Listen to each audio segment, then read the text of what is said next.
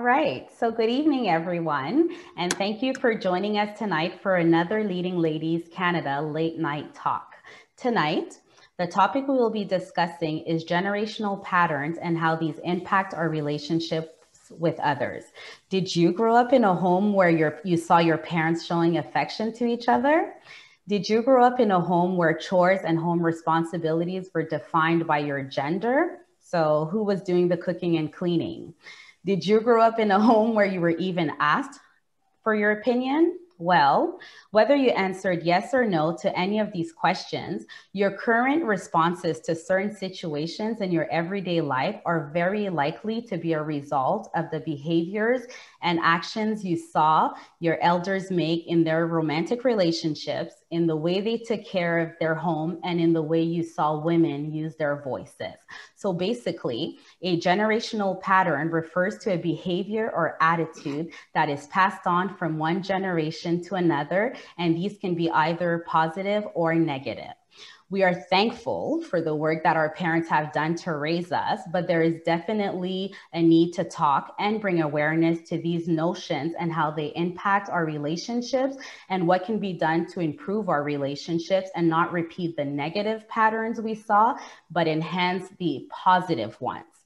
So I'm going to introduce myself. My name is Cassandra, and I will be hosting the discussion this evening. I am pleased to be joined by a group of amazing ladies who have agreed to join me tonight. And I guess I could just say a little side note. When I was looking for women to join the discussion tonight, I wanted there to be a diverse panel of women. So I'm very happy that you ladies agreed to join me tonight. I wanted a little younger, I wanted a little bit older so that we could have, so that we could share, discuss, grow, and learn from each other. So ladies, thank you for joining me. I will introduce you all. I'll start with Marie-Ange, which is a friend, a colleague and of mine, and she is the CEO founder of Leading Ladies Canada. We also have tonight Anik Cumberbatch, which she is a relationship strategist, a registered clinical counselor and CEO of At Key Details. We have Heather Hines, who is a financial coach with 30 plus years experience in the field, as well as a lifestyle and relationship coach. We have Tessie Constant, who is a real estate entrepreneur, wife, and mother of four. We have Cici Moya, who is a content creator. And we also, and a YouTube, I believe you have a YouTube channel. I'll give you ladies the opportunity at the end to give out your handles. And last but not least, we have Losima, who also joins us, and she is a health coach as well as a content creator. So ladies, thank you for joining me, and let's start the conversation. And just to give our viewers a little bit of an idea as to how the conversation is going to go, think of yourselves as just a bunch of women having fun together, discussing and sharing your opinions. And there's no judgment. Your opinion is your opinion. It is not necessarily fact, but let's just share. So thank you for joining me. Okay. So I guess to start, did any of the three questions resonate with either one of you? Oh, for sure. I guess I'll go first. Okay.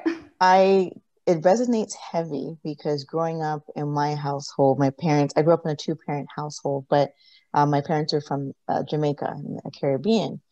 And so I know that there's certain things that they did that I'm now seeing that I'm like, okay, it's different than how I'm now parenting or I'm now living with my husband.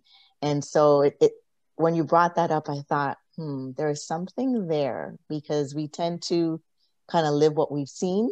Mm-hmm. But at the same time, I know we're all of the same mindset where we want to do differently. And not that they did anything bad, but they did the best that they had with what they had. Right. And now with us having a bit more, we just want to do more and do better for our next generation. So the first thing when you said our four parents and what we saw, that resonated heavily with me.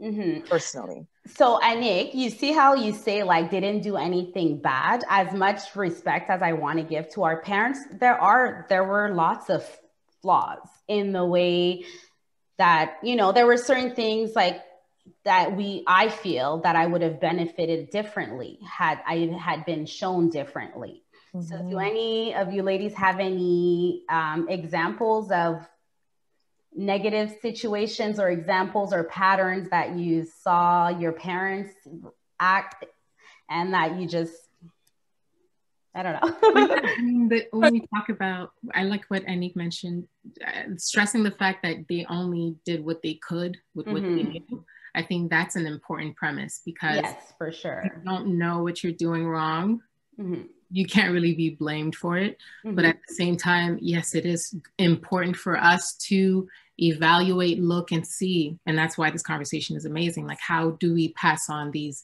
generational patterns, and how do we make sure that we do it better the next time around? So one of the points that you mentioned about having an opinion in the household, to me, this is huge. Growing up in a Haitian family, I'm sure a lot of you can relate. Kids don't really have a voice.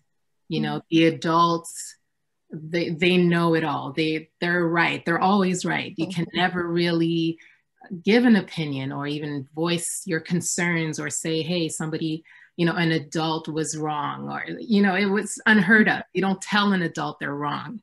And what I could see this doing at large is in our community, there's been a lot of abuse, especially with children, molestation and things that are just really thrown under the rug and we don't talk about.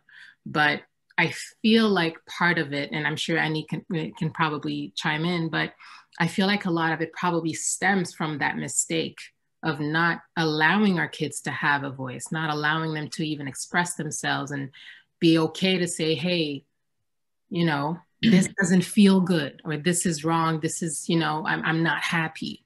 You know, it's like, you're a child, adults talk, and you speak when you're spoken to, and you're here to listen and obey. And I try to do better. I'm a single mom. I try to do better with my daughter, because I remember as a kid, it really shut me down, not being able to talk about my feelings, not being able to say that an adult offended me, you know, or even feeling validated that my feelings were valid. So with my child, I definitely put a lot of emphasis on making sure that she knows she could tell me just about anything.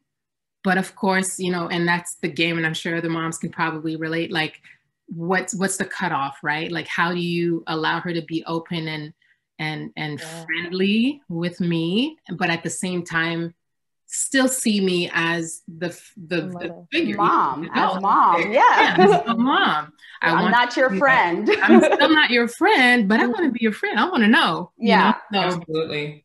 It's that balance. How do you guys do it? Well, I mean, for me, I mean, with the 4 boys, I would think the 3 eldest, the last one is only 2.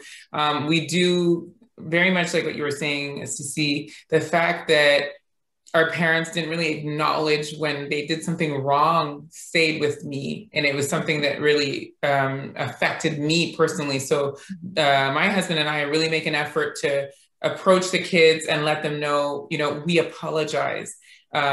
We did something wrong here. I'm sorry. Or, oh, wow, I overreacted. I didn't have all the right information. I shouldn't have punished you so fast, you know? And I think that goes a long way for them being able to recognize within themselves when they're wrong in their future relationships, because that can create really stubborn, difficult people. Can you imagine, you know, you're in a relationship with somebody, and we know this, like when you're in a relationship, it's a lot of back and forth. You need to be able to say, I acknowledge when you do something wrong, to identify that, you know, I hurt you, and to actually come forward with that, you know, for peace. If you want peace in your relationship and you want to be able to have a long marriage, that's a big part of it, acknowledging when you're wrong. And unfortunately, growing up and also in a Haitian household, a Caribbean household, that's difficult. That was difficult for our parents. And I'm not sure what it's linked to. I have to say, you know, I was sharing in our pre-chat that, you know, I lived with my parents for about 1.5 years as we were building from scratch. Oh. And I was able to see a lot of things that really, and we'll get into it, I'm sure. But one of the things that I was trying to play therapist while I was there too, because I was realizing the lack of emotional maturity. Like they're grown, but they were never taught to talk about their feelings, and see them holding it in. And it was really sad to see, like, let it out. Like, Mom, Dad, I know you're feeling something right now. Don't you want to say it? Say it out loud. And I think that really, it's unfortunate, because it would have helped them grow closer together, although they're still together after 40 something years. But it was also important for the kids to see that, for me to see them do that, you know. So definitely that was one of my takeaways, that that fragility, that emotional immaturity per se, you know. If I can add one more thing, is the parents never wrong. So growing up in African family, you know for sure your parents are always right. Like, even though you know, like, I know you're wrong, but you cannot say like, Dad, Mom, you're wrong, because they're always right. But something that I can say that I believe that I take from my parents that they done right is teaching me how to cook, love to cook African food. You know, something that I think now as young parents, we don't do much. We just like, oh, let's go to restaurant, let's go eat out. You know, that's something that I love, and I believe I would love to pass on to my kids. Even though I have 3 boys, I want to make sure that my kids know how to cook, to don't depend one day to just want the woman to cook for them. I want to make sure that my kids, even the boy, they know how to cook. So that's something I believe that the parents was always doing right, to make sure that, you know, cook at home, eat home food is good for you. Don't always go outside. They know how to save money, you know, how to save money to survive with whatever they have. And that's something that's, I think it's really good that our parents done. Yeah. So like one of the things I had written down was cooking. So most of us, it was always the woman, right? That, you know, like, that's just the way it is. The woman in the home was mostly responsible of cleaning, cooking. And are you guys passing those on to your children? Like, Marie-Ange, you have only boys. Like, are you going to give them as much value when it comes to, are you going to show them that cooking has as much value? Oh, yes, I do that. Tessie as well. I do that now. I told them, my kids, like a great, the 10 years old, 8 years old, I'm like, you have to do your bed. You have to have mommy with cleaning and cooking. Come to the kitchen and help mommy. Because I know one day you have to go and you have to do this by yourself, you know? So I do it, and my husband do it as well. Like, you know, we work together as a family to make sure that we can give to our kids what is good, like basic. This is basic. Like for African family, this is basic. You have to know how to cook. You have to know how to go to grocery and bring food home. You have to clean your room. You have to clean your house. You have to keep it clean. So that's something that I love to do. And I believe that it's no way that I'll tell my kids, just don't do anything. They know that. But if you had a daughter and a son, would there be a difference? No, I don't think so. I don't think so, because I see my husband, you know, if I'm not home, he can still take care of the kids, you know. So I want to make sure, even though I have boys or girls, I want to make sure that my kids, they can be by themselves and do everything, not be depending on somebody else. So no, I'm not going to do different, for sure not. Go ahead, Osima. Yeah, I relate with what Marie-Ange is saying, because like I'm in a transitional place now. I'm getting married in like 2 months. I'm in a place where I'm really starting to take in what I'm thinking. I'm really starting to take in what my mom actually taught me and seeing if I'm taking everything with me in my home. So it's like now when I look at her, I'm like, oh my God, am I going to reproduce exactly what she's done? And I noticed that actually, as I'm talking with my fiance, my mom's a super home, like, how do you say that, housewife type of woman. She's always, but she's always done everything at my house. So my house is the typical African household. Like, we serve my father, I serve my brothers, and I just grew up like that. And with my fiance, they are a house of boys. So they've done things on their own. So he's always like, you think you have to do this all the time when we're married? And I'm like, oh my God. Good one. You have a good man. That's great. Wow. He loves it, but he's like, girl, like, sometimes you can, like, I can also get my own plate. And I realized, and that's why when I was reading what we were going to talk about today, I'm like, I so relate with that. never noticed how much those roles were like embedded in me. And I feel like I'm not a woman if I don't cater to this extreme. So now I'm really doing that switch of, I don't want my daughters to feel like that. Like, I like what Marie-Ange is saying. Like, I want my sons to, if I have only boys, you don't know, I also want them to have these things and not just feel like I have to pass that on to my daughters. So I'm kind of doing that switch right now. So that's definitely the work that needs to be done. Heather, how was your upbringing? I have a lot to unpack, and I'm sitting here and I'm taking in from you younger folks, because I'm the older guy in the room. I have a 23 and 25-year-old. I'm 50 years old, by the way, and I'm sitting back, and you see the smile on my face. You're looking 19. I'm just enjoying the conversation because I have so much to unpack, and it's probably not going to be done tonight. But if I could just stay back a little bit and listen some more, and I just have some key points or questions, but this is amazing. I love it. Yeah. If you don't mind, I'll come back in towards, I'll let you know when I'm burning. Just jump in whenever you feel like it. Another point, like you guys were talking about choices. And so, in my household, when our kids were a little bit younger, there were often times where I would ask my kids, well, what do you want to eat for breakfast? And my husband always had an issue, and he was like, why are you giving them choices? You know, you cook what's to be eaten, you put it on the table, and that's breakfast. And I've always had a difficult time with that, because to me, I tell myself, well, now is the time where I should give them the choice. What difference does it make in my life? Cereal or Eggo? Like, you know, it's not a huge difference in my life what they will choose to eat, but to me, I felt that it's teaching them to make choices. And although those are very small choices, when they grow up, like they're learning to make choices. But I feel that that's very common in our culture to just, our parents, they made the decisions. We didn't get a voice, and we just had to do or act or, just behave the way that they expected us to behave. I totally agree with that, because I can relate it. I know exactly what we used to eat, I'll eat my pundu, I'll eat my beans, I'll eat my rice. You have basic African food that it will be there and you have to eat it. And that's something that for sure that, I do differently with my kids now. I always ask them, like, what you guys want to eat?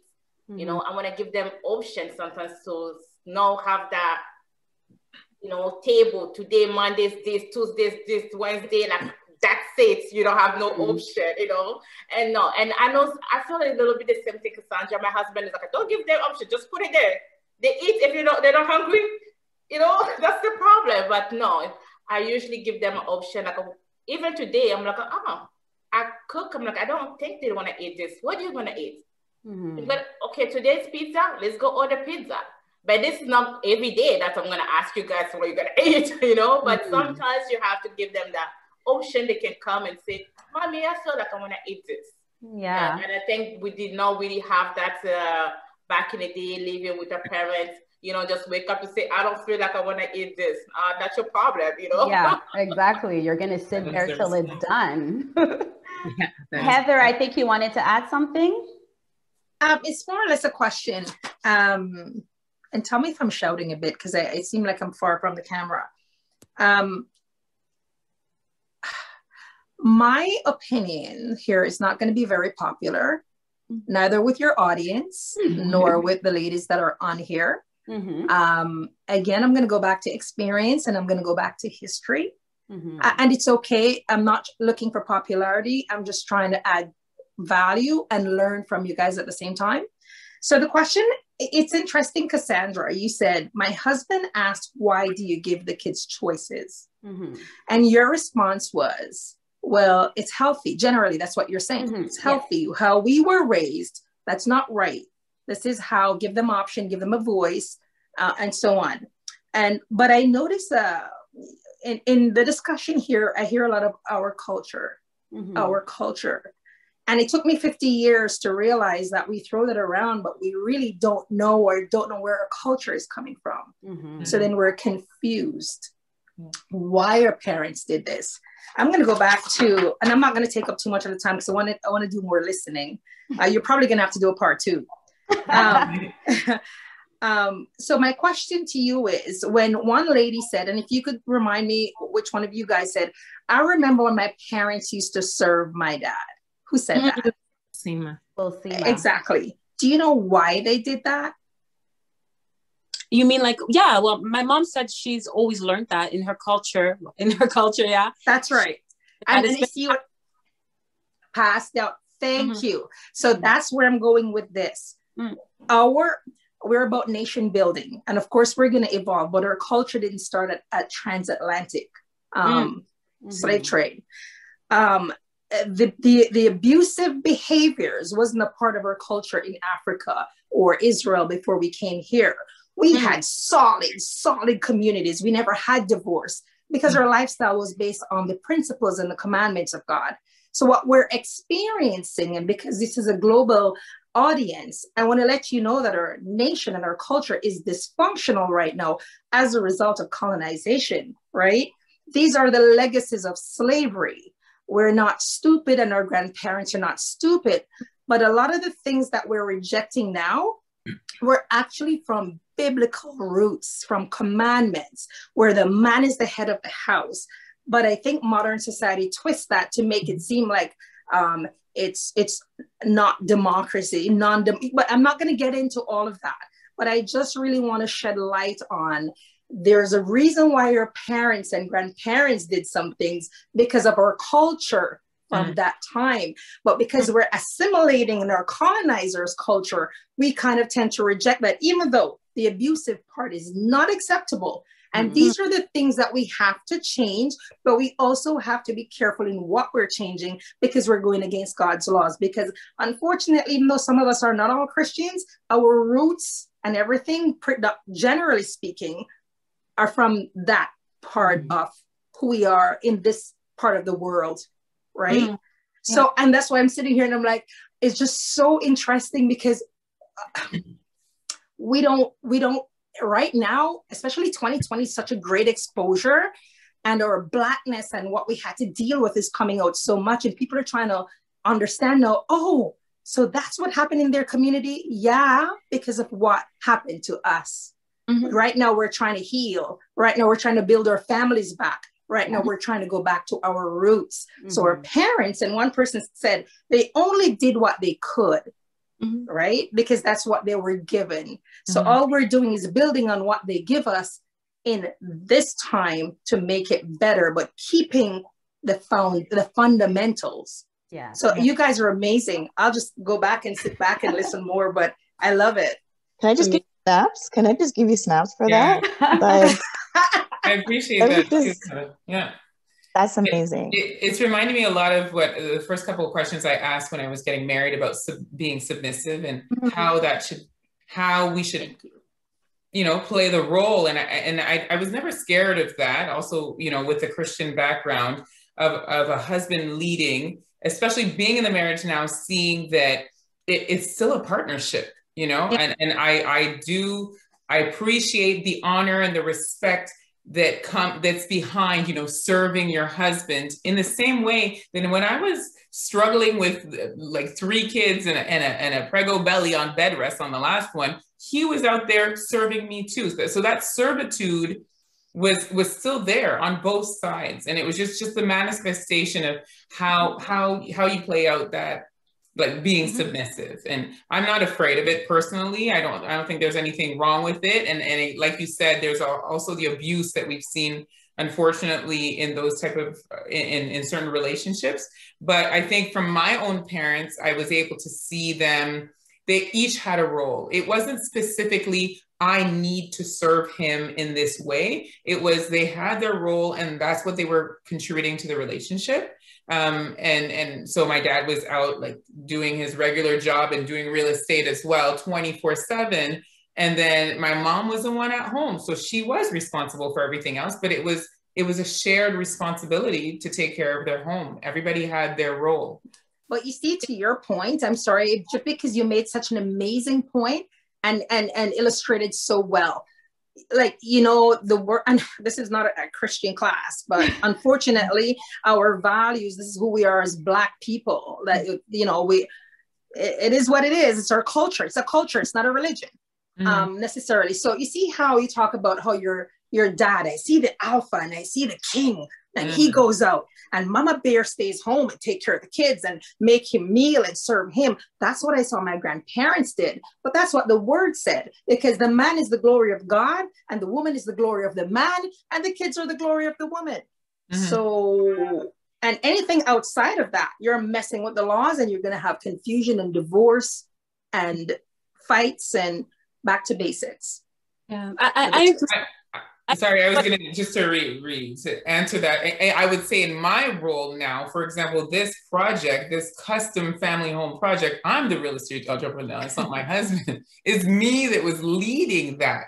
But in the home, I still have that need. I don't know, maybe I still have a need to see him lead that, and I want him to lead that. Yeah. So yeah, I can do my job and do 5 other jobs, but in the home, I still be a CEO of a company, be the best, be the president of the United States. When it comes to the home front, yeah, there are certain roles that are still there, and I think that also comes from my parents that allow you to see, you know what, you should have a high self-esteem. You can do all things, and then there's also in the relationship the fact that there are distinct roles. And I think they also have to tap into our strengths as well. Right? So we're different, and maybe men are made in a particular way. Maybe our emotional intelligence as women is a little higher. So it makes us a little bit more likely to take care of kids in a different way. That's how I see it manifesting in my own relationship. So gender does still have a role, but it's not limiting us to how we raise our kids or kind of like manage our family. And just to add to what Tessie's saying, also, I think, and to also say to what you said, it was amazing, all the points, but I also feel like the way that it was passed down to us, it wasn't explained as to the why of the submission, for example. And that's where I'm going back to it. Like, I love the aspect of submission personally, because I understood it in the biblical manner. But I find that the way that it was passed on to us culturally, it wasn't explained that way. But as I'm doing premarital counseling, I'm understanding that it's all love. Like, you submit out of love and reverence to God, to your husband as well. So I think when it's explained like that, that's the way that I would pass that on in my next generation, is you're doing it as a love and a reverence to God, not because I'm oppressing you. I think that the way that it's passed on to us, which our parents also, it was passed on to them that way, they don't sometimes take the time to explain it. And as a young girl looking, you're like, wow, I'm going to be oppressed in my home. But that's what it is. Marital counseling, I'm like, no, this is beautiful. This is an act of service. And actually, ask from the man is much bigger than what God asks for us. But anyways, that's a story for another time. And I'd say in that there also has to always be the respect aspect, right? Like, we are willing to serve out of love, but you have to feel that you are respected in return, and what you are doing is appreciated. I was gonna talk about that, because go ahead, Anik. The problem we have, though, sometimes in our society is that some of the men aren't equipped with the tools to lead, or they don't have, or they're not given the room to lead, because we, as quote unquote strong Black women, don't know how to, not shrink, but step back and allow them to lead. I know I'm guilty of that, because I'm a go, let's go. And sometimes I have to hold myself back and like, okay, you're taking over and you need to step back. And I think that I loved everything everyone Heather said. I love that. I love what you said too, Tessie. And it's true that the whole headship of our marriage and something is so important. But as rightfully said, we're not taught. You hit the nail on the head when you said we're not taught that. We're taught to save yourself for marriage and then get married and submit to your husband and have children and get a house and live together happily ever after. That's what we're taught. There's no meat behind it. I love what you said, Heather. There's no, the scripture is not there. The vocative is not there where we can have something to fall back on and reference and say, okay, this is why we do what we do. And this is what's expected. And even if you're not a believer, again, no point of reference to say, this is what a wife should be. And this is what a husband should be. And if we're brought up in a home that we can see great examples, great. But when we don't see those examples, we have no point of reference. And so that's why I'm a champion. I advocate for premarital counseling. I a big advocate, because in that you're able to learn tips, tools, and resources to navigate through what is submission, and to navigate through how do you handle conflict, healthy conflict. You know, how do you how do you get on the same page and raise your children, you know? And then, you know, going back to the men, and unfortunately, some of them might have been raised by a single mom. And I don't say unfortunately, that's the wrong word. Life. They were raised by a single mom. Their dad was absent, and they may not have seen what it was to be a man. And so they're just adapting from society, adapting from TV, from all around to create and become. And so now they're entering into unions or into a marriage and not having the foundation, or even the leg, or they're not given all the things needed to function to the best of their ability. They're just doing what they can, almost like our foreparents, unfortunately, with what they have, you know. And then we end up in, oh, these men are this and these men are that. And I don't think we should even get there, because some of them just weren't given the tools, the resources to be the best versions of themselves. And that's kind of where some of us are caught, right in the middle. Yeah. And that's where we often see the negative generational patterns that are just often not passed on, right? If they've learned from TV, then if that's what they're recreating in their relationships or in their everyday lives, it's not necessarily that it was, you know, they just didn't have the opportunity or were not thought to do better. Cece, I know you're a single mom, and so you have a little girl. So how do you see all of this? I mean, I'm hoping that life will change and you'll find someone and make your life, but how do you know, move forward with your daughter, and these, like, what patterns are you trying to teach her with, you know, sorry, I'm like, I'm getting on my words tonight. No, it's all good. Yeah, I mean, I'm hearing a lot of what you're saying. You ladies are talking about the way you saw your parents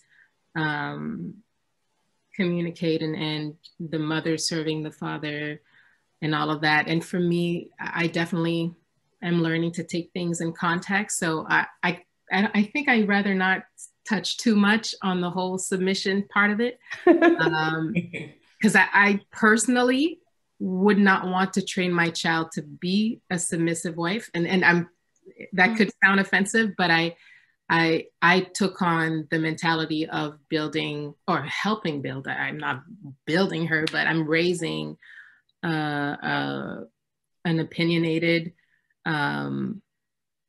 strong, confident young woman who will hopefully be able to speak up for herself, defend herself, negotiate when it's time, which is something that I was never taught to do. Negotiate. You know, you were talking about, you know, offering your kids the option to eat something in the morning. There was no such thing for us growing up at all. So for her, for sure, I tried to find boundaries and let her play within those boundaries. That's the best way that I could put it.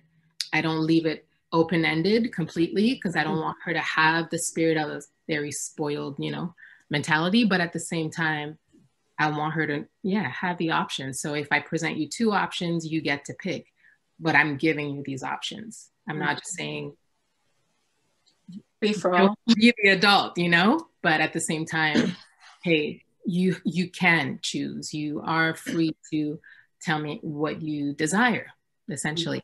So, so far, I'd like to say that it's working.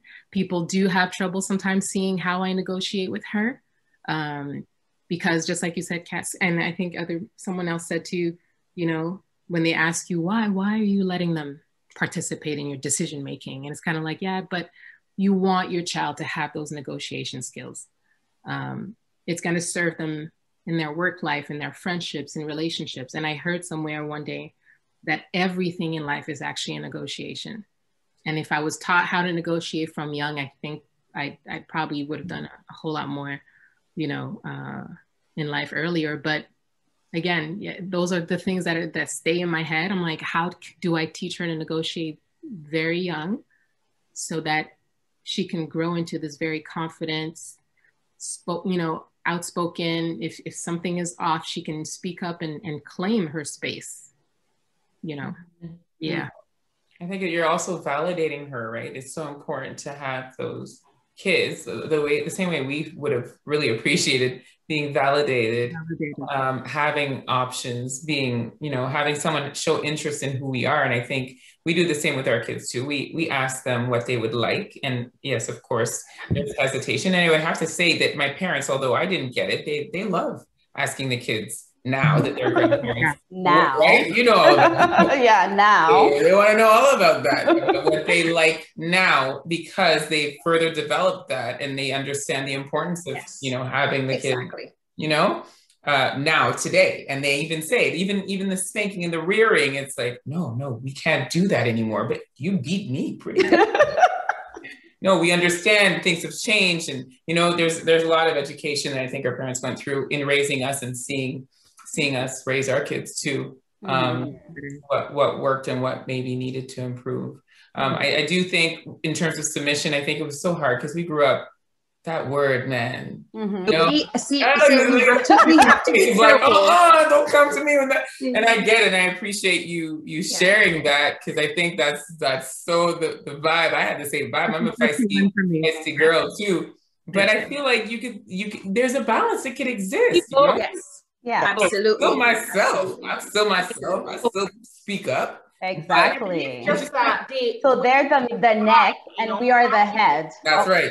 And I believe it's how we define submission.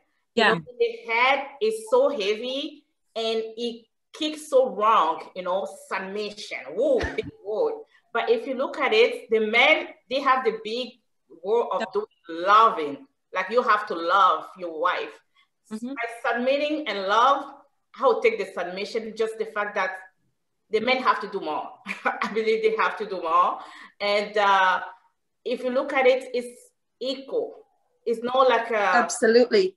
No one that is bigger or one as small. And I think us as a Black family, Black people, with the culture, submission come with very rough.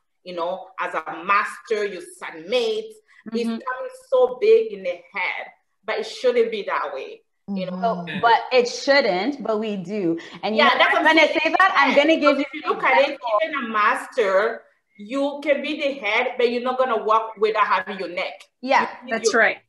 So it comes equal. You need both. And I believe now with the social life that we have, as we cannot say it's the same like our parents. No. Because usually our parents, they will stay home. They have to cook, they have to do whole house, and the master, who's the father, go out and bring food, bring money. But now, as a young woman and growing up here, we go to work. So we have that mentality, 50%, 50%. You bring to the table, I bring to the table, and we make 100%. And usually the men are like, hold on, what this 50%, 50% is coming, because you don't want to submit. So you come in with it 50-50. But in the end of the day, it should be 100-100. Yeah. You bring your 100, I bring my 100, and we all mix together. Yeah. So as you take us equal, you don't see those who is bigger and who is taller than another one. Yes, be submissive. Could I say something? Yeah. Can you hear me? Yeah. Okay. And to your point, Marie-Ange, sorry, I don't speak French, so I'm going to mess up your pronunciation of your name. But to your point, when we think submission from descendants of slave, we think master, and that's not what it is. No. So back to CC, you're doing an amazing job giving them options and all that great stuff you talk about. Especially as Black parents, we have to. And that doesn't mean you're not submissive. That's not what that is. See, we have to control the narrative about us, because there's a narrative out there about Black women that we are the mad Black woman. Because why? We try to rise above the tainted, how we're tainted by our colonizers, the mad Black woman, because we worked when the other women were in the house. So I'm saying that to say this.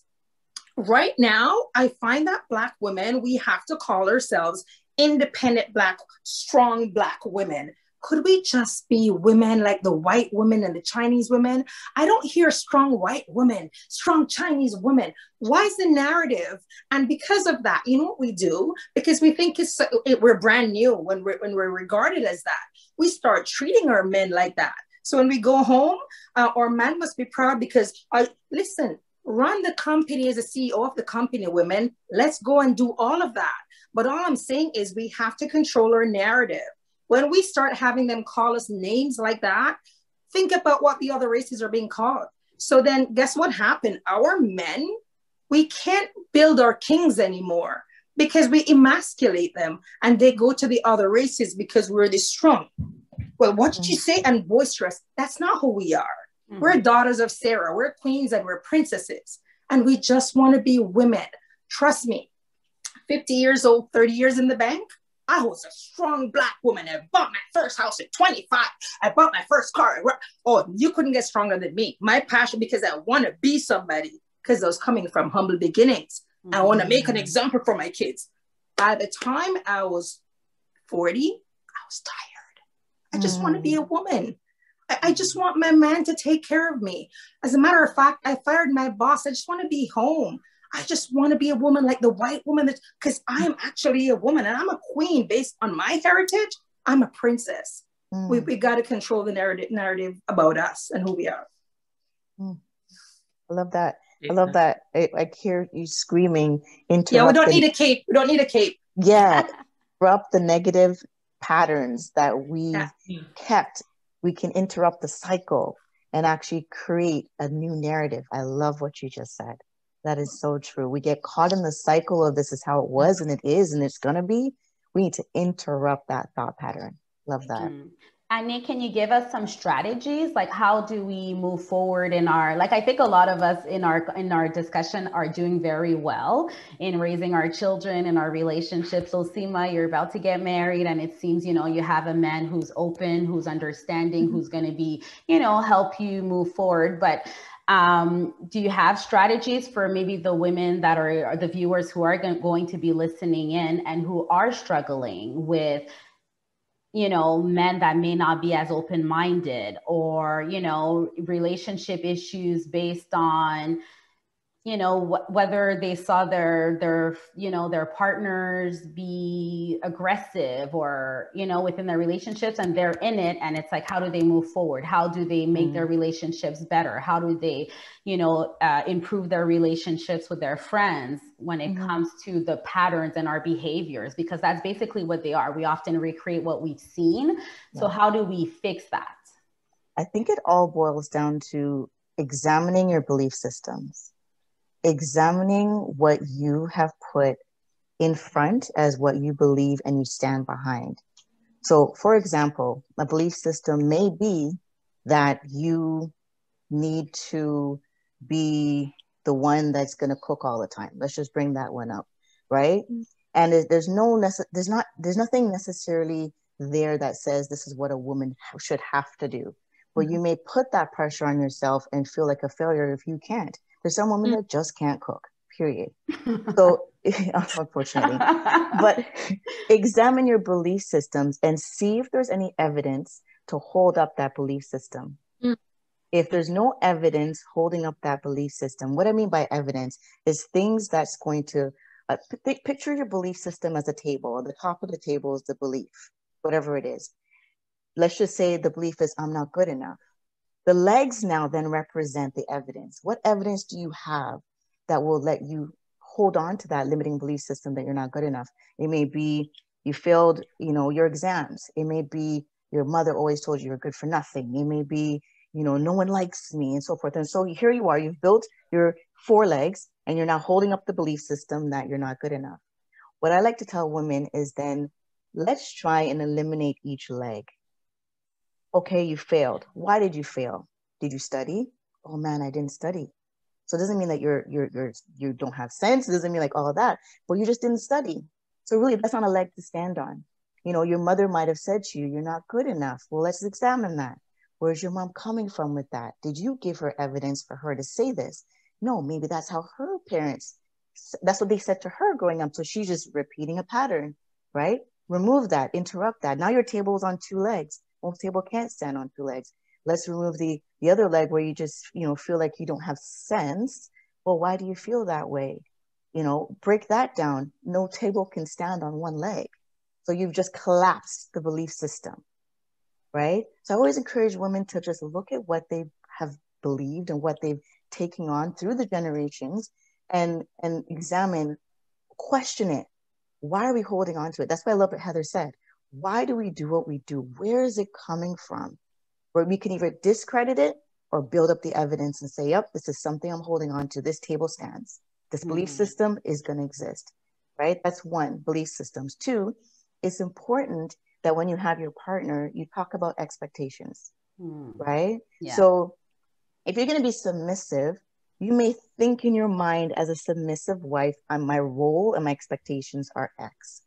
Your husband may have a totally different view of expectations and all of that. So here you are trying to, do all of this. And then he's like, why, as I think it was Losima that said, why, he said, why are you doing that? Right? So having those conversations about expectations and even non-negotiables. Oh, another conversation that's important. Having those conversations ahead of time will help set the foundation for your relationship. And let's say you're in your relationship and you didn't have the chance to do the pre-work. It's never too late. Honey, let's talk about some non-negotiables for us. When we disagree, what are some tools we're going to use to get back on the same page? Let's make some ground rules that we both agree on. And keyword, both agree on. Mm-hmm. And I think those 2 things, so having conversations with expectations and non-negotiables and examining your personal belief systems will set you up for excellence. Okay? Great. That's it. Very good. Did any of you ladies have anything else to add? Everybody's quiet. Okay, so I guess we'll end the conversation there. It's the topic in itself is it's a heavy topic, and we don't want to think of only the negative. And so I'm happy that the discussion tonight was almost more positive than negative, and highlighting where we come from, where our parents come from, the reasons why they've acted a certain way, and the reasons why we act the way they have. And we've mostly focused on the positive, which I really like, which was great. There is definitely a lot of work to be done within our culture, within, the generations to come. And I do believe that we are on the path to progress. And thank you, ladies, for joining me tonight. I'm happy to hear that a lot of your children, are being raised in a progressive way. I'm all about progressing and, providing a better image for ourselves as well, because we are judged as Black women. So our children are a representation of who we are. So how they act when they're out there is a representation of how they are being raised. So thank you for joining me. Yeah. And do any of you, I know some of you are on social media, so I'll give you each an opportunity to share your handles. We'll start with Anik. Okay, so I'm on Instagram. That's primarily where I live. The other platforms are confusing for me. But I'm key_relationships. So that's KEI_relationships on IG. And I'd love for you to follow. I share some nuggets pretty much every other day on how to keep and maintain healthy and holistic relationships. Mm-hmm. And thank you so much for the invitation. I really enjoyed myself and lovely meeting all you ladies. I'm so excited to see you guys in 5 years or even closer than that, just to see where everyone's evolved and how the house is going and how your daughter doing CC and the marriage, all of that. So keep in touch, ladies. All right. Losima, did you want to share your handle? Of course. Well, thank you so much first for the platform. It was a very nice conversation. I learned, which is what I knew I would get from this. So thank you so much for this platform. My handle is healthy.n like Nancy.chic. So I just do a lot of cooking, healthy living, healthy soul, healthy mind. It's Christian based as well. So yeah, follow me if you want some tips there. I post almost every other day, like Anik. Yeah. All right. Thank you. Thank you for joining. I was just saying, so meet all of you. Oh, okay. It was nice to meet you as well. Thank you for joining us. Cece? Yes, I'm just following you, both of you ladies so far. I'm on I'm pretty much all over the internet. I'm a social media strategist, so I also have to keep up with it. I'm on Instagram, Facebook, YouTube, Twitter, Cici Moya, CICIMOYA. So okay, follow me, I follow back. Yes, thank you for joining, Cece. Tessie? Right. Yeah, I'm on IG. I was showing little snippets of the custom home development, and we'll probably be doing a lot more real estate development shares, as well as life with our 4 boys and the hubby. So I'm on at Lioness Life and Homes, LIONESS, Life and Homes, all one word. Yes, I'm looking forward to seeing a tour of your custom home. Get over the shyness. Oh, thank you for joining, Tessie. Heather, do you want to share your handle? You're on mute. Sorry, guys. I'm on Instagram. I'm Heather Hines 7070. I'm also kicking off, just starting my YouTube channel. It's under Heather Hines. I just started off with surviving COVID because I contracted that plague. So I'm going to have Lifestyle Wednesday, Money Monday, and Relationship Saturday. And I'm on Facebook as well. All right. Thanks for joining us, Heather. Oh, sorry, Cassandra. Thank you for inviting me to this space. And ladies, you don't understand. I've learned so much from you guys tonight. And I'm glad I could have added value as well. But you guys are amazing. You guys are beautiful, number one. And you're smart. And you guys are just articulate. I love it. I'm so proud. So proud to be in your company. Oh, thank you very much, Heather. You're welcome. And Marie-Ange, I guess you can share your handles as well. Marie-Ange Shahifou, Leading Ladies Canada. We are Instagram, Facebook, YouTube. You can find us up there. So that's it. Leading Ladies Canada. Yes. So again, thank you to our viewers.